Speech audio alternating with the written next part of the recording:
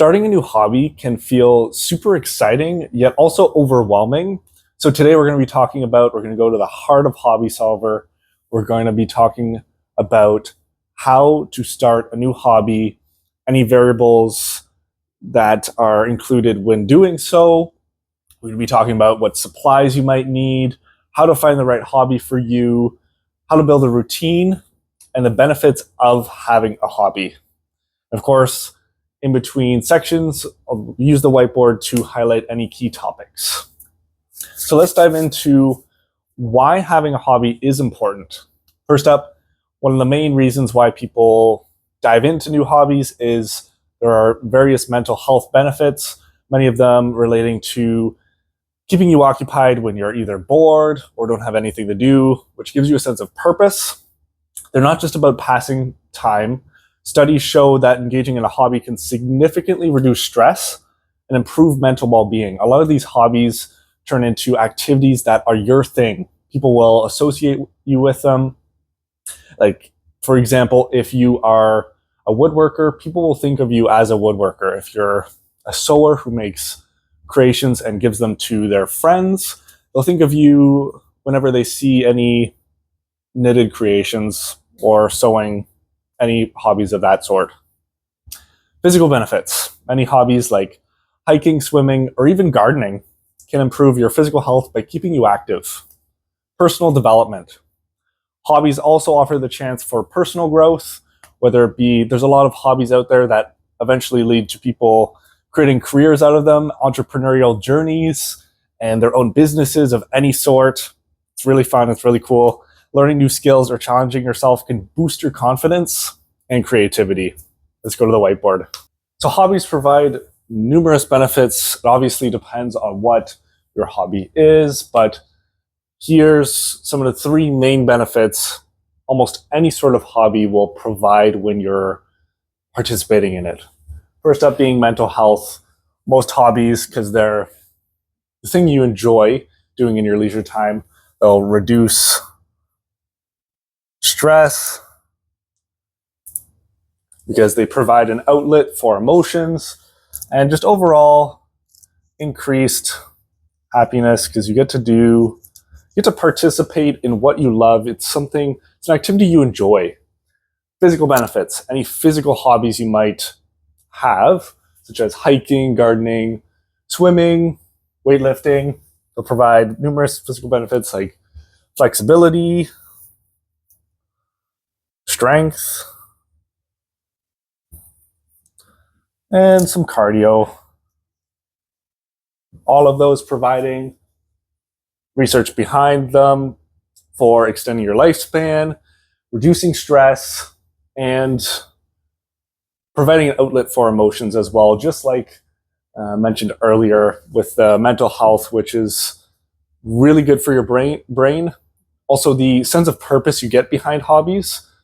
Especially, there's research behind people who retire earlier and they don't have any hobbies or don't have a next pursuit. They lose a lack of purpose and they do end up passing earlier. So hobbies are a way to actually give yourself a new purpose after you retire as well. Last up, personal development. You learn new skills, you increase your neuroplasticity through trying new hobbies, and you can meet new people through communities, which affects your social connections and just develops yourself and your individuality. Oh yeah, and for anybody new here, I'm Daniel, founder and CEO of Hobby Solver. We're an e-learning platform that specializes in hobbies. We have a team of mentors that offers one-on-one sessions and hopefully pre-recorded courses and their mentor creations and live events in the future as well. You can find the link in our description to our website to find any info on us, but we're really here for hobby education and helping people start their hobby journeys in any sort of new hobbies they might want to dive into. Welcome back. So let's talk about how to find the right hobby for you, which is a topic we've talked about a lot on the channel, but we're going to be talking about it again because I believe that just being reminded of the route in order to start anything new and start anything new that's going to be your next thing, your next hobby that you do whenever you you have free time, or whenever you're bored. Maybe you just got home from work and you want to put any stress or energy into a certain activity. So first up, like always, identify your interests. Think about what has interested you in the past, what interests you now, what sort of skills you currently have that might be utilized in whatever sort of hobby you might want to delve into. And think of, do you enjoy being creative? Do you enjoy learning new skills, being outdoors? Maybe you might want to pick up a physical hobby like weightlifting or going to the gym. It all depends on what you're interested in doing. Consider your lifestyle. Your hobby should fit whatever lifestyle you're currently living. Consider how much time you have and what resources are available to you. If you have a busy schedule, choose something that you can do in short bursts, something that you can, what's a good example? Anything that involves, let's say, what's a good example? Crochet. If you're working on a big crochet project, do a little short burst. Crochet is a good example because you can do a little short burst, slowly work on it, and then come back to it later. Or just knitting in general, you can put it to the side and then come back to it later and continue that project. Or even woodworking, you could do that as well. Even though it might be tempting to keep continuing, because if you are interested in it, you're going to want to get into it. Also, maybe even journaling or sketching can work too. Experiment with new things. Don't be afraid to try out a few different hobbies. This is part of the process. It's like when you're in your 20s and you're trying different career paths, different ventures. Some of us might have even went to school for a certain subject and then realized we don't want to do it, and then go into something completely different. So when you first try a new hobby, you just have to realize that might not be the one that you end up doing, and be prepared to try something else, but just get excited about the process of trying new things and experimenting and learning. The key is just to have fun and explore. Let's go to the whiteboard. So the process of finding the right hobby for you, the process of finding a new hobby in general, some of the steps broken down. First up being interests. You want to identify the interests you have currently, maybe some childhood interests. You always had that one thing you wanted to try and you never quite got to it. Lifestyle. What sort of schedule do you have?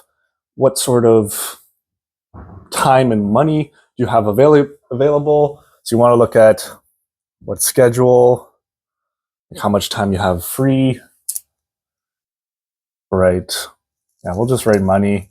How much capital do you have to spend on this new hobby?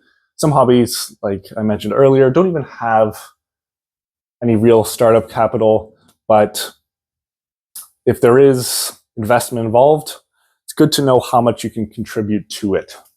Last up, experiment. I drew a little diagram just to show, let's say this is your first new hobby you're trying, and you don't like it. You're going to have to continue to process through and just, we'll say, iterate and try a bunch of different hobbies, learning how they affect your mental health, how much you like them. And ultimately, when you're experimenting, that leads to increased neuroplasticity as well, because you're learning these new skills, learning these new perspectives on different hobbies. For example, when I first tried knitting, I had no idea how hard it was. I thought that you just grabbed some yarn and you just got going, but I really struggled to start, and it gave me a new perspective on that hobby. So now that you've chosen whatever hobby you want to start, now it's time to really just get started with it. First up being gather the right supplies. Once you've chosen that hobby for you, it's time to gather the necessary supplies. Some hobbies might not even require you to go out and purchase. If you're just doing, let's say, sketching, you might already have pencils and paper at home. Keep it very simple at first. You might even want to find used equipment or very affordable equipment. You don't need to invest a lot of money. Start with the basics and upgrade as you improve, as you delve further into the hobby. Hobbies that require large startup capital, for example, photography, maybe go to a thrift store and try and find a little small camera, a used camera, or go on Kijiji or any used marketplaces to find used cameras that might not be the best quality, but you can learn the basics, even though the images might be subpar compared to the cameras out there now.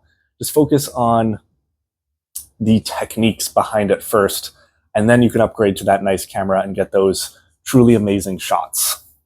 Build a routine. Consistency is key when starting any new hobby, any new venture. Set aside time in your schedule dedicated to practicing or engaging in your hobby, whether it's 30 minutes a day or an hour a week, or even a couple hours a month, which that might be too little, but everybody's different, everybody's unique, everybody has their own different lifestyles. Set small, achievable goals. I always say this, you're probably annoyed with it by now, but one of the best ways to stay motivated in any new hobby, any new venture, if you're starting a business, if you're starting a new career path, set those small, achievable goals. Do not set goals that are too large and might cause you to burn out. If you're learning to play the guitar, for example, your first goal might be to learn a few chords. Let's go to the whiteboard. So getting started with your new hobby, what should you do? Where should you start? First up, I wrote supplies. Notice how I wrote a question mark, because sometimes you already have all the supplies you need. If you're trying sketching, you have the paper and the pencil, most likely, or even pen if you're starting a drawing hobby. Some supplies, if you're first starting, you want affordable supplies. You don't want to dive into the top of the line supplies straight away. You want to potentially get used, secondhand supplies as well. Anything that is easily accessible and won't break the budget. Routine. You want to create some sort of routine, maybe 1 hour per week or an hour a day, whatever your schedule permits.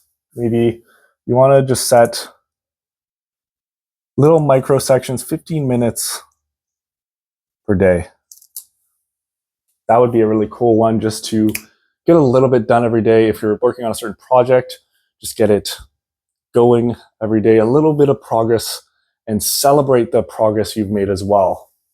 Last up, goals. You want small, achievable goals so that you can lower the amount of burnout you experience when you reach that first plateau, that first hurdle that really will push a certain amount of demotivation upon you. And it's up to you to figure out how to work past it. So how do you overcome challenges and stay motivated when you're pursuing this new hobby? It's very, very common for people when they're pursuing something new to get burnt out, especially when they reach that first plateau, that first hurdle. And it's up to you to figure out how you navigate by it. So first up, how do you deal with frustration? It's normal to feel frustrated when trying anything, learning anything new. Remember, progress takes time. Be patient with yourself and just enjoy the process. A lot of the time when you reach a certain goal, you realize how important the process is, and you need to regularly reflect on it and realize how much progress you've actually made, even if it's the first 20 minutes, even if it's the first hour of delving into this hobby, still progress.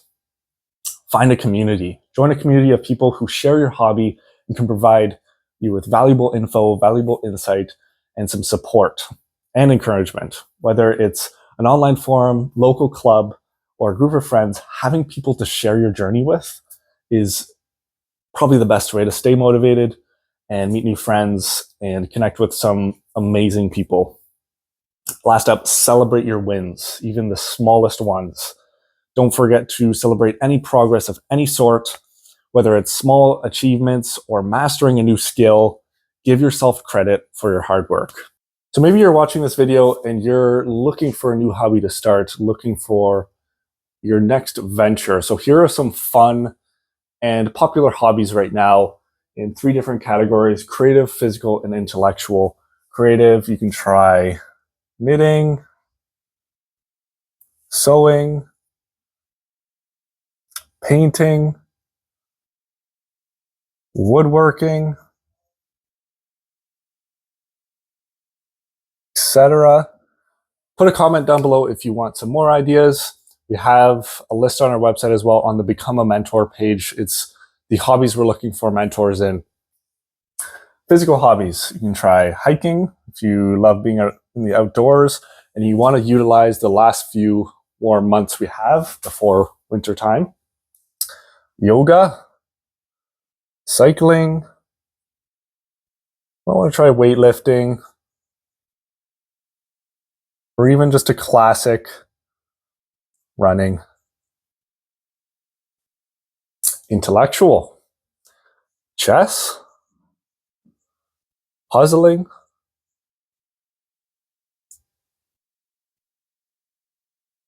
learning a new language,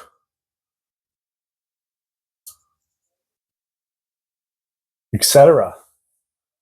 Could try one of those, could try a different one. There's a bunch of lists if you just look up popular hobbies of 2024, new hobbies to try. You can look by category, look up creative hobbies, or just reach out to us and I can give you some ideas as well. So you might be wondering what these random books are. These are actually our hobby guides in print format. We have them for free on our website in a PDF format, just to give you guys some value for free and give you guys some resources to build off of if you're trying, let's say, fishing, if you're trying weightlifting. This is an excellent one. I created all these myself, doing a lot of research and looking into how to best introduce new hobbies in a written format. So go check those out. Our website is in the link in the description, and hopefully they can provide some value to you. They're, like I said, available for free in the digital format on our website, or you can go to our Amazon collection, which is also linked on our website, and get a printed copy. So there you have it. That was our little video on how to start new hobbies. I hopefully have given you some valuable insights into starting your new hobby and maybe made it feel less intimidating. It's all about exploring and learning new things, learning new skills, and just enjoying the process. Let me know in the comments any suggestions you may have for me for these videos. This is a hobby of mine. It's just to do research before these videos, create my little frameworks I have here in order to keep myself organized during them, and just trying to provide as much value as possible. Hobbies are kind of my thing right now. So let me know in the comments, what's a hobby you've always wanted to try? What new hobbies are you going to try? And if you enjoyed this video, please like, subscribe, and I'll see you next week.